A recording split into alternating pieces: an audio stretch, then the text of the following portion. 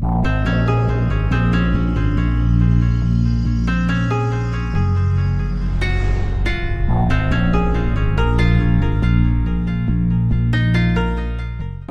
of 41 years of federal service, you might say. But I've learned things over the years that literally still today stun me and shock me. I've learned that the human race is a hybrid race. I've learned that we are not merely alone. We have never been alone. We have had an intimate interrelationship with advanced extraterrestrial intelligence from the beginning of our history. And let me tell you that that intimate interrelationship is still going on. This one race in particular apparently re-engineered us as a species about 200,000 years ago. What we are here today is what we call Homo sapiens sapiens. You're an engineered creature. Your genetics has been manipulated. You're not the same that you were, and you are not the same of what your children and grandchildren and great-grandchildren will be in the next 100 years. The human race is going through a transition. And it's more than a transition. It's what I learned to be a transcendent transformation into a new race, into a new future. And your descendants will be as different from what you are here today as what you are from old Australopithecus 500,000 years ago. It's not something to be afraid of, something to look forward to. You're growing, you're developing, you're becoming a new race, you're becoming a new species. Your grandchildren, your great-grandchildren, your descendants on in the next century or two have destiny in the stars. Don't you doubt that for a minute. This species, this race, this troublesome bunch of monkeys has a destiny in the stars. And we are a part of this infinite universe filled with intelligent life. And we have been from the beginning, but we're only now beginning to wake up and see it. Only now are we beginning to open our eyes and listen with our ears and look out there and say, all right, where have I been? What am I now? Where am I going? As I said, your destiny is in the stars. Your generations to come, your descendants, your grandchildren, great-grandchildren, will go out there and they will claim their rightful place in a universe filled with intelligent life. Your place out there belongs to you. You have a right to that, and you will claim it. There is so much to talk about. I've got some slides I have to share. Would you gentlemen please put the first picture up on the screen? I'm being assisted by some very wonderful people back behind us doing that. I like to start with a shot like this. Pictures of this nature sort of inspire me. It gives you a glimpse of the community that you are a part of. A little glimpse of the stars out there, the nebulae. That's where you're from, and that's where you're going home again to. That's where you belong. Next picture, please. I love these. They're so beautiful. I have some of these on my wall at home. But they inspire me.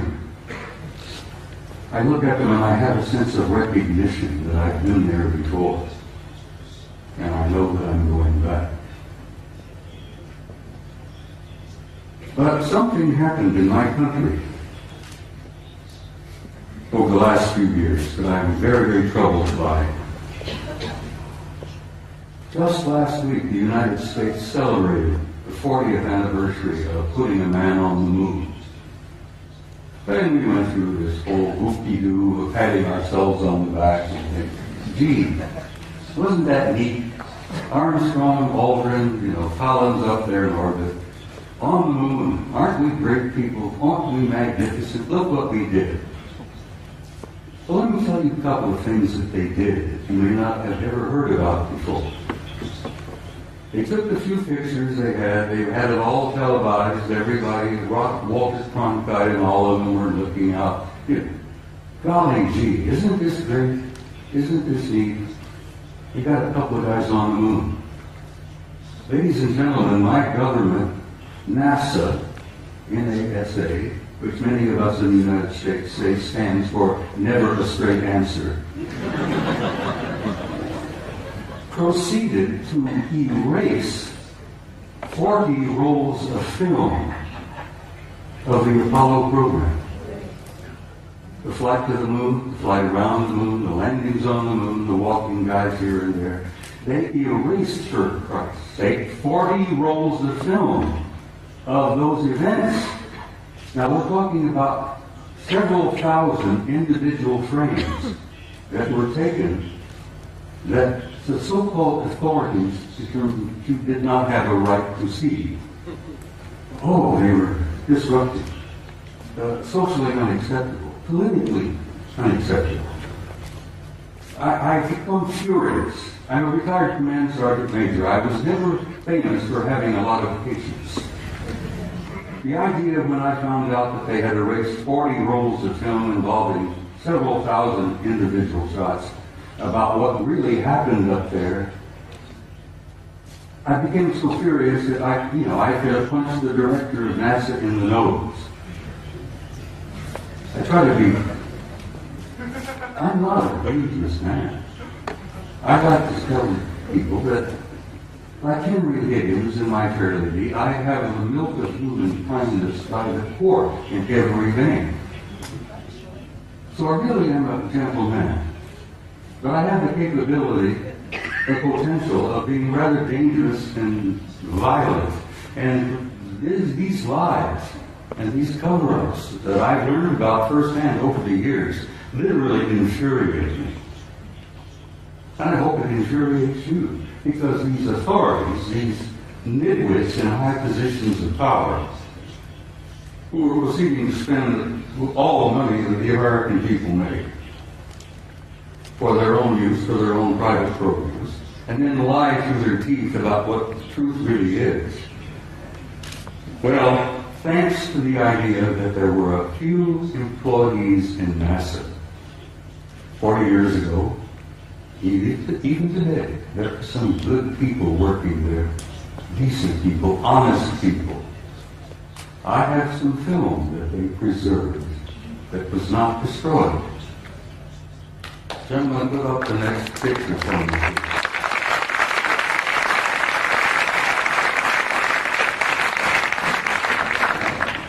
This is a NASA photo. This is Apollo 12. Apollo Systems 12, roll number 50, negative number 7348. They were flying over the moon before they landed. They went into orbit around the moon. As many of you, I'm sure, you know the system, you know the procedure. They went into orbit around the moon, and while they were there in orbit around the moon, a number of anomalous artifacts began showing up, showing interest in them. Next picture, please.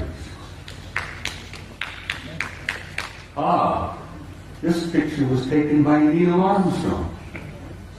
While they're looking out of the window of their little craft, this object flew by. There's the moon in the background, of course. There's this object that flew by the window of that little craft that they were riding in. Neil took the Hasselblad camera that he had, put it up to the window, and snapped this picture. Next picture, please. NASA Apollo 12. Roll 51, negative number 8, what is it, 8653 or something like that.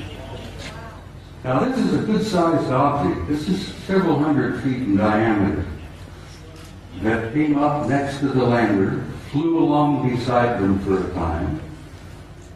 The guys in the Apollo crafts put their camera to the window and snapped the thing, and I've always jokingly said there were guys inside of this taking pictures of the NASA.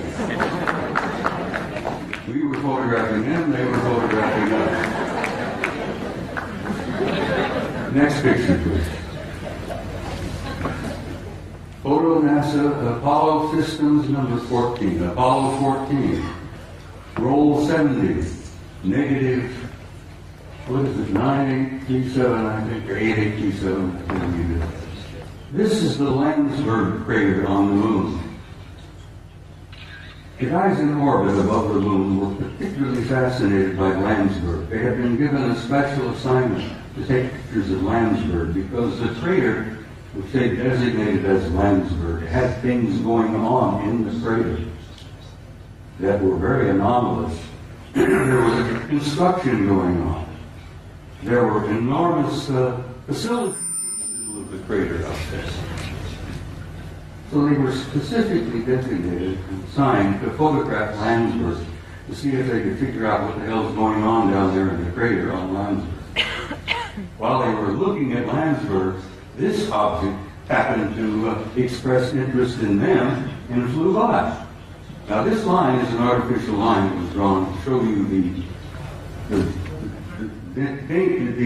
direction that this object was going. This is a good-sized object flying past the Apollo lander. God, I'm so glad that some of these were saved. I still get angry. 40 rolls of film was taken, and they erased them. Anyhow, next picture, please. It's the same photo of Landsberg, but with the next negative, 9838, of this object here, flying by. Next picture. Now we're getting into some nitty-gritty. I'm going to give you just a brief little bit of history here. Back in the early days of NASA and the Apollo program, I got this picture from the Japanese Space Agency, the Japanese NASA. They have a tremendous program going over there in Japan. You know, the Japanese are bright people. So the Japanese Space Agency had signed a contract with NASA years and years ago to buy copies of every picture NASA took during the Apollo program. And I'm sure the Japanese paid a sizable amount of money for this contract. And as the films was developed and the photos were made and they shipped them off to Japan, and the Japanese have a tremendous reservoir of good original NASA pictures. They bought them, they paid for them.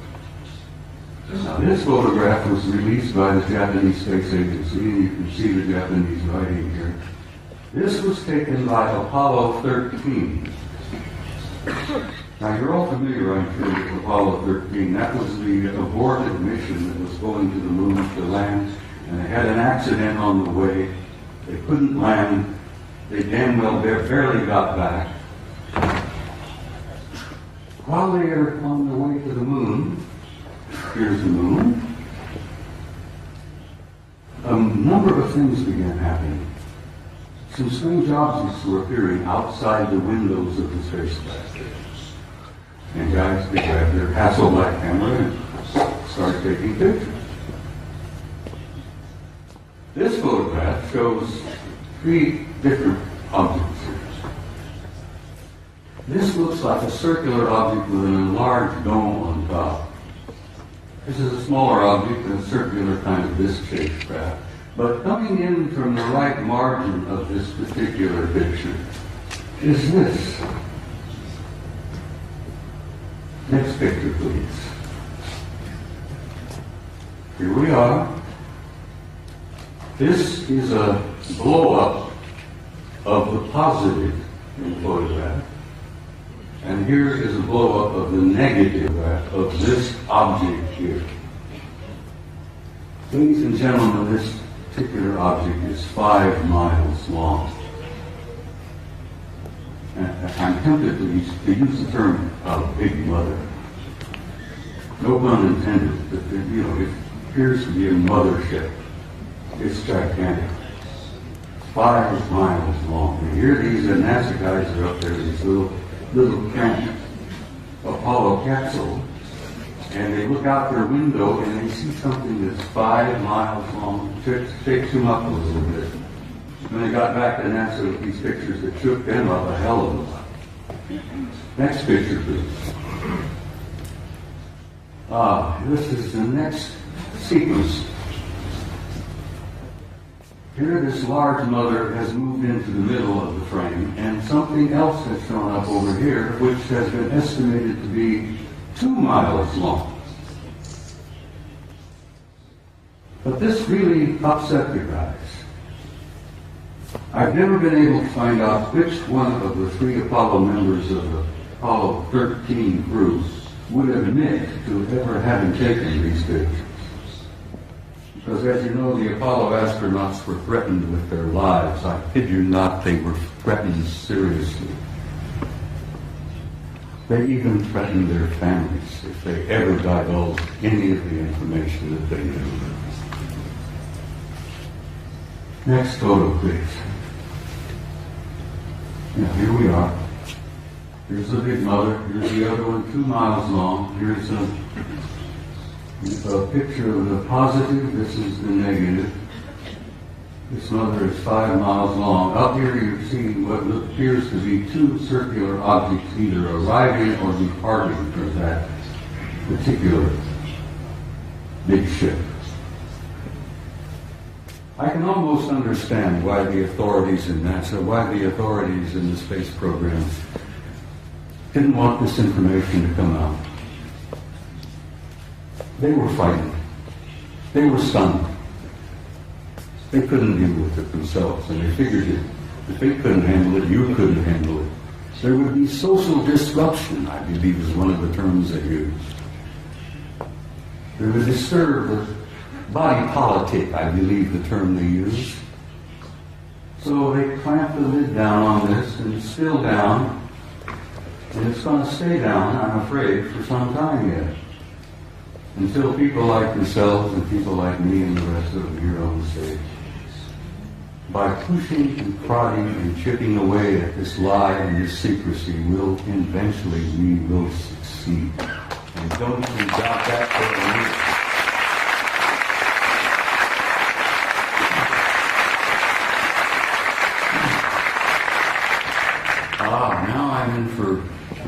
You're in for another photograph that I think will shock you some.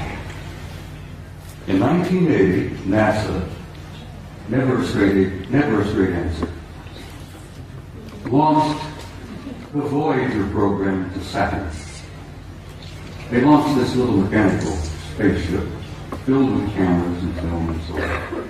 Wanted to go to Saturn because something had been going on in the rings of Saturn, around the moons of Saturn, that didn't make a lot of sense. Some anomalous events were taking place in Saturn, near Saturn, at Saturn. So they launched the Voyager in 1980. The pictures they got back from Voyager was so stunning and so shocking that they just locked them up in the safe. Fortunately, I met and developed a friendship with a retired NASA scientist by the name of Norman Bergman. Norman Bergman worked for NASA for about 30 years. He was a technician, a scientist on the Voyager program to Saturn in 1980. Norman decided, after waiting a number of years, for NASA and the authorities to be candid and honest and forthright and tell us what they really found out at Saturn. And Norman got so frustrated he wrote a book. Now, he couldn't get it published in the United States. No American publishing house would even touch it. Norman Bergman had to go to Scotland, for God's sake, to Aberdeen to get his book published. And he did publish it. He did succeed. He got his book. It's a piece of genius. It's a beautiful piece of work. And the things that they photographed near Saturn appeared in print for the first time. This is the A-ring of Saturn. I think you're all familiar with what Saturn looks like. It's a beautiful planet. It's giant, it's a big one, but it's got rings all around. Well, this is the A-ring, and here is an object that is self-luminous, obviously artificial, larger than our moon. It seems to be moving all around throughout the rings of Saturn among the moons of Saturn. And Saturn's got a couple of dozen moons. This object here, as I said, larger than our moon, moving all around apparently under intelligent control in the rings of Saturn. Now, try for a moment, if you can, to imagine a kind of a technology that is capable of constructing something larger than our moon, that's artificial, that moves around wherever it wishes to go, that's probably got several thousand guys inside. That is shocking to some people. Next picture, please. This is the piece de resistance, I guess, is the French say. Here you have another self-luminous, artificially constructed object, circular in shape, larger than our moon, that is also moving here, there, and everywhere throughout the rings of Saturn and among the moons of Saturn. You know, there's got to be intelligence at work. But this is the one that really blew the NASA people on the Voyager program out of the water. This object, this is an object, guys, is 2,000 miles long. It's 400 miles in diameter. And it's an artificially constructed. Norman calls them an electromagnetic vehicle. He says they appear to be making the rings. This is one of the rings of Saturn. I think this is the B ring. Bertrand says he thought they were probably making the rings. I said, Norman, you ever consider the possibility of they being mining the rings? Because I think the rings are probably rich in nutrients, minerals probably. And an incredibly advanced civilization, I think, would work out some system of mining those rings for all the minerals that are up there and utilizing them. Because space is filled with wealth, energies of all kinds. They never have to dig another hole in the ground like we do down here. Space is filled with energy.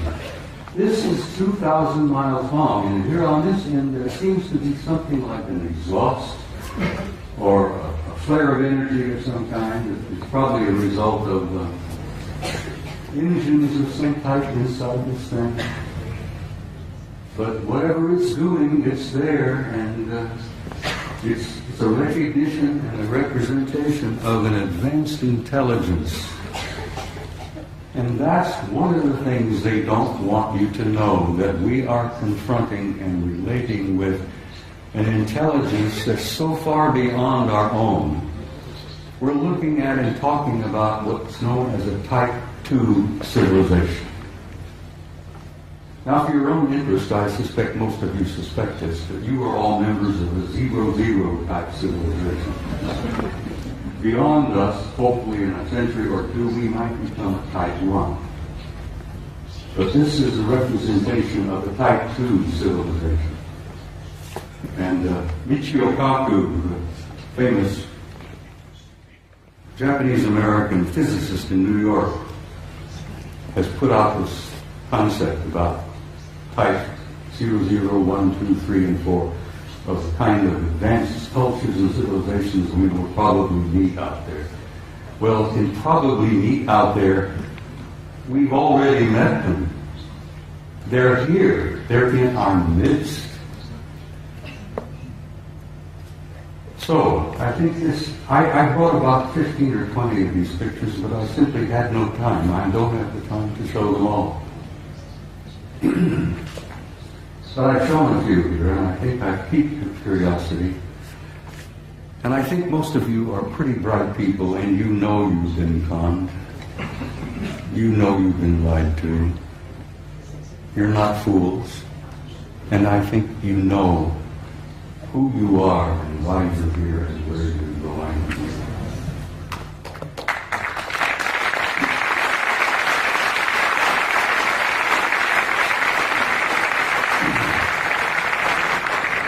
Next photograph, please. This is a photograph taken by our Mariner space vehicle that we launched back a number of years ago.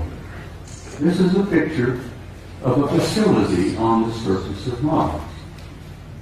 Now, this facility is located on the equator, and it's on the surface. And those of us who studied it, we discuss it with each other, we call it the airport. And I said, this is the parking lot. This is the administration building here. This is the main terminal here. And I imagine it's a pretty busy facility, you know, ships coming and going. But it's not an airport, it's very likely a spaceport. It's on the surface and it's on the equator of Mars. And if you're ever interested in launching a vehicle from a planet, you put it on the equator and you take advantage of the rotation of the planet to assist in the launching of your vehicle. You can take the momentum of the movement of the planet and it helps you get the thing off the ground. So it's exactly on the equator, it's on the surface, and it's massive in size. So maybe that is the parking lot, I don't know. Maybe that's the admin building, but there's something going on Mars. And I've been going back and forth with Richard Hoagland now for years, where Richard, who I know most of you are aware of, is convinced that Mars is covered with ruins. Well, it is. But it's not just ruins. There are things going on that planet. On the surface, under the surface, continuously. Next picture, please. This was published in a German magazine, but this is a Soviet photo. This is from their Phobos 2 spacecraft. This is a city under the surface of Mars that is the size of Chicago. Chicago is one of our biggest cities. Several million people live in Chicago. This is under the surface. You can see the city block. Breakdown here, portions of the neighborhoods, whatever it is. But it's generating an enormous amount of heat. And they picked this up on the infrared when Phobos was going around the planet and snapping pictures like crazy. And the Soviets were pretty open about releasing some of their photos, contrary to the United States, where lying has become a fine art. Note you started on my politicians. Phobos 2, city on Mars, under the surface. You can see the streets, Broadway, First Avenue, whatever. People have said, well, who is there? And I says, for God's sake, it's the Martians who are there. What a silly question to ask. Who's there? Let's go there. Now, I love this picture. I'm in love with this lady. Your ancestors and mine called her Gaia. She was feminine. She was a goddess. She was sacred. This beautiful lady has a respiratory system. She has a circulatory system. And she has a heart. And she's our source of life on this planet. We needed her. We need her now. We wouldn't be here if it were not for her. We talk about holy lands, Mecca, Jerusalem, here, there, everywhere. That is the Holy Land, people. That beloved planet that we are home.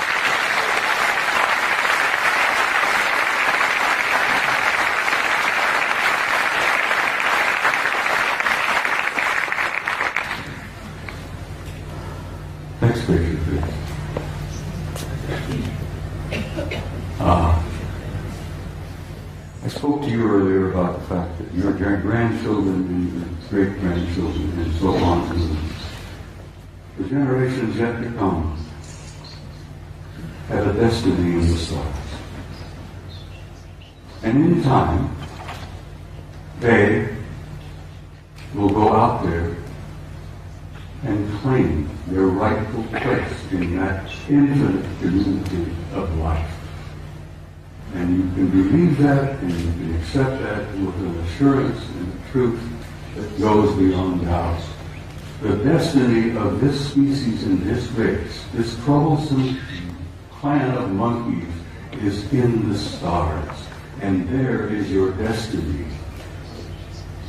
And I want you to understand that and have some hope. And don't get depressed. Because you're going to be undergoing some very difficult times in the few years yet ahead. We're going through this transition, this transformation, this transcendent transformation into another species, into another race. And if you remember your own adolescence, it was a painful time. The species, the race, is going through adolescence. But we're not alone. We're being helped. We have family out there that's helping us. And they've been helping us for a long time. They've been trying to encourage us and nourish us and try to point the right direction for us to go. Because we are troublesome adolescent children. And we are going through that transformation. But my point is that there is no doubt about the inevitable destiny and truth of the human race. Now I want to quote something from you, if you'll bear with me here. One of my favorite authors, poets, was a man I've admired for years. Count Leo Tolstoy. Tolstoy said that there is something in the human spirit that will survive and will prevail. That will survive and prevail, and that there is a tiny and brilliant light burning brightly in the heart of man that will not go out no matter how dark the world becomes. And then in the years ahead, when things are difficult, the economic problems take place, there will still be disruptions, fear. Oh, sadly enough, I'm afraid there will still be blood in the streets here, there, and everywhere. This coming out of adolescence is not an easy process. But then, what do you do when you reach beyond adolescence? You reach adulthood. You grow up. And we're growing up.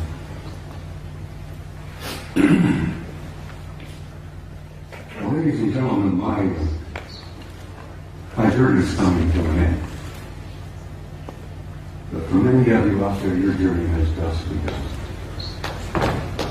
And I want to say something to you before I leave the stage this afternoon.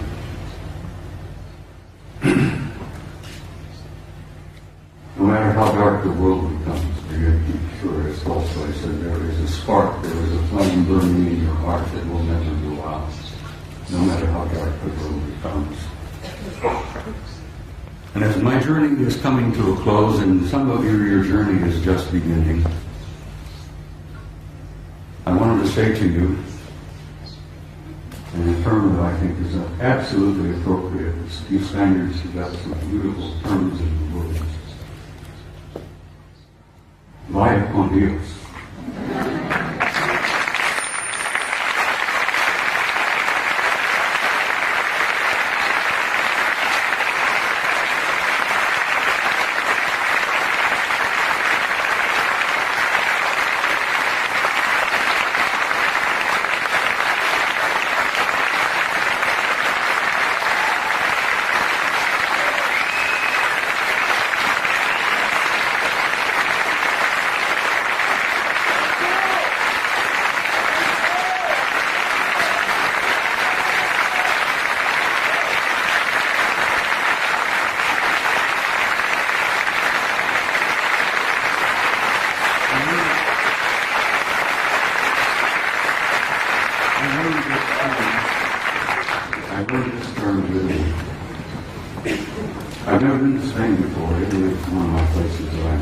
one of my favorites.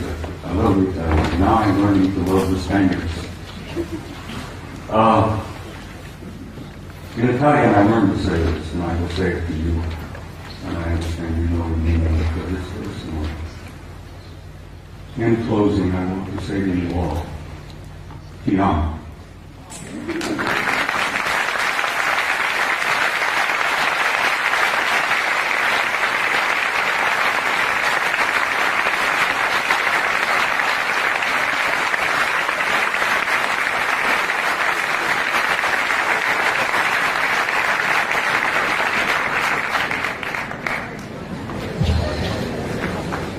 Bien, ha llegado el momento del descanso. Sí quería comentarles que justo... I'm veracity from Project Camera. This is Henry. You need a microphone if you want to... Henry has something he wants to say to Bob.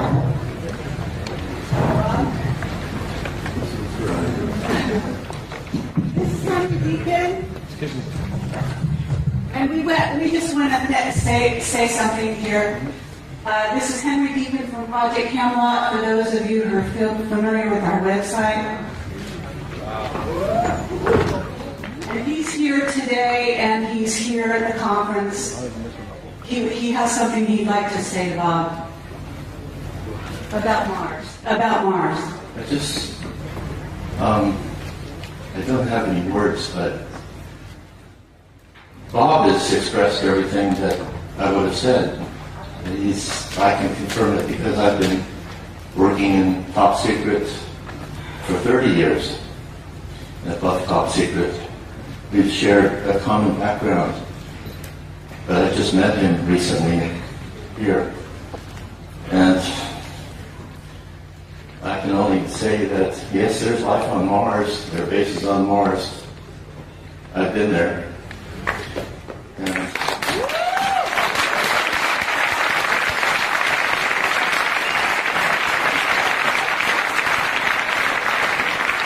I didn't even get started on telling you some of the things I wanted to share this afternoon about who and what is on the moon and Mars that Henry does. I just, it's a long story, as he said. There's not enough time to put it all together. Except that it's a positive story. It's not one of fear. He showed a picture of the Mother Earth, and it's giving birth, and there's birth pangs, but there's a child that's being born, and just forget about the fear, because that's just a really temporary thing. There she is. So, a friend of mine, Angelica, who no one knows, UK, she calls this the Emerald Planet. And it's alive, yes, it's very much alive. We're a part of that life form, and it spreads, the life spreads throughout this whole galaxy.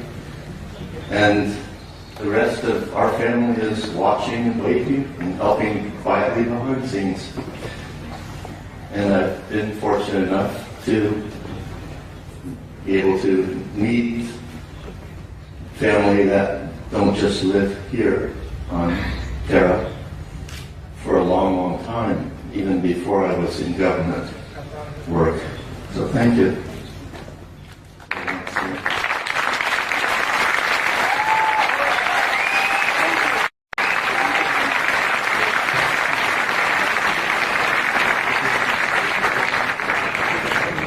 Ladies and gentlemen, am I still broadcasting? Henry Deacon, for those of you who don't know.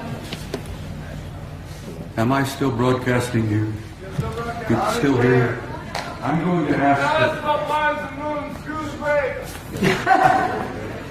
I was going to share a small story with you before I ran out of time. I'm going to ask the gentleman to please bear with me and give me just a few moments.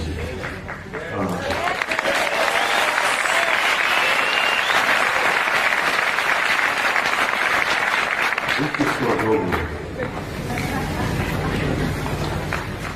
I repeat. attended my son's retirement ceremony in Washington, D.C. in November. My boy retired in November in Washington as a full captain of the United States Navy after 30 years of service. And while I was at this retirement party, the room was filled with admirals and generals and retired commanders and captains and so on. And we all had something cool in our hands, and we were all moving around among each other, amiably and relaxed, you know.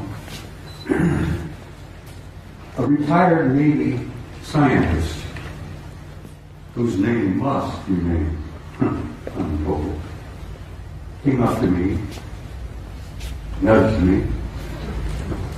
He said, "I know you."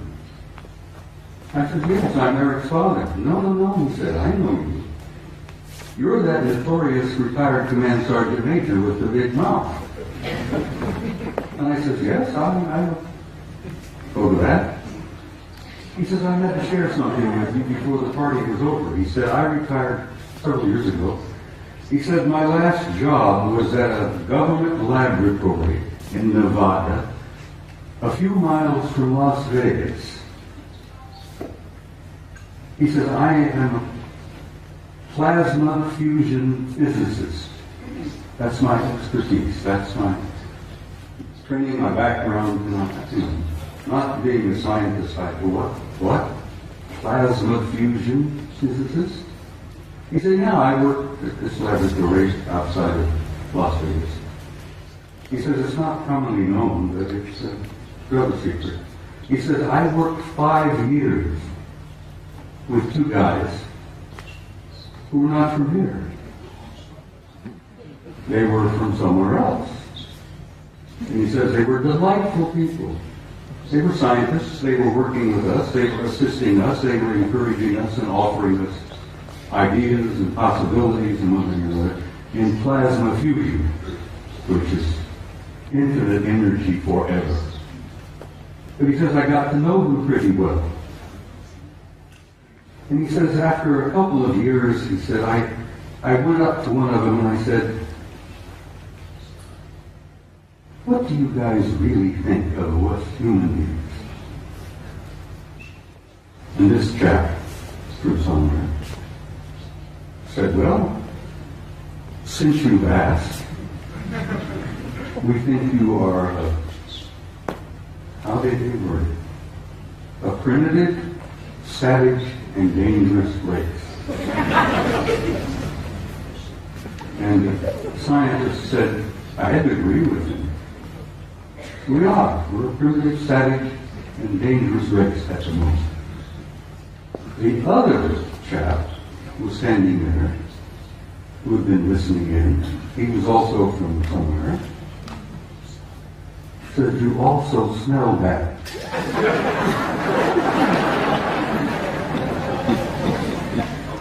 You humans stink. In nothing personal, mind you, we find that you don't smell good. And the scientist said, my first thought was,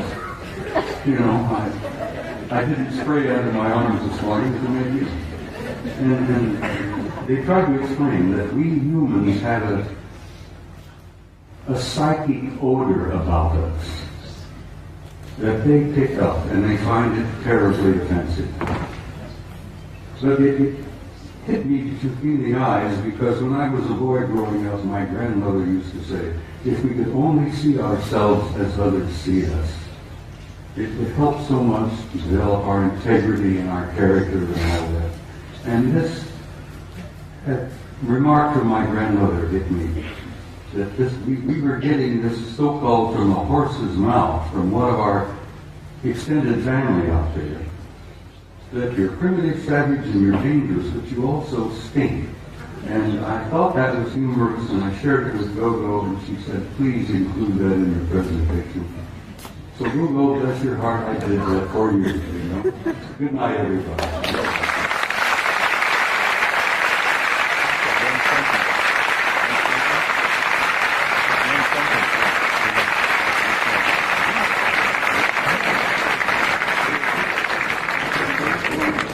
One sentence.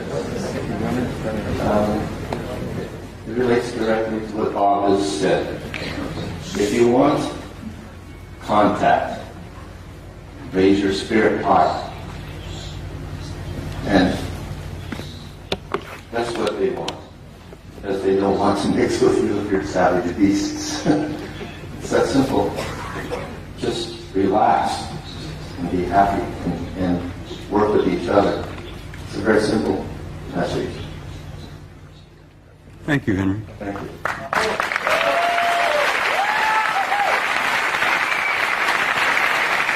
If you want to learn more about Henry Deacon, he is on our site.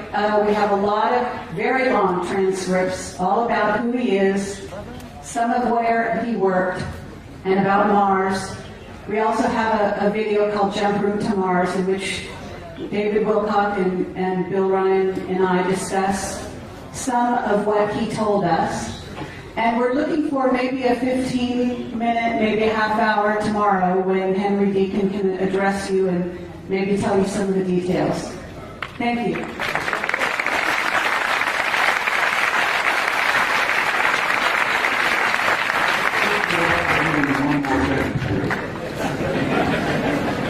I must add this. I have traveled all over the planet and I've spoken at conferences all over the world and all over the United States.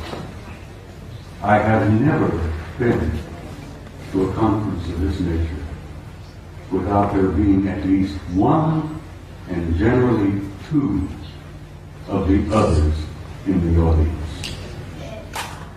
And I wanted you all to think about that and look around you and know that in your midst, I jokingly refer to it, you have good friends in high places and they're in your midst. And I learned over the years to recognize it. It's your family. Exactly, it's a family. But like Ingo Swan, I've developed the intuitive ability to spot them and recognize them. And now I have them coming up to me in conferences, introducing themselves to me. And there are no limits, guys, no limits. Life is infinite and forever. And God bless all of you. And I will say good night at this time.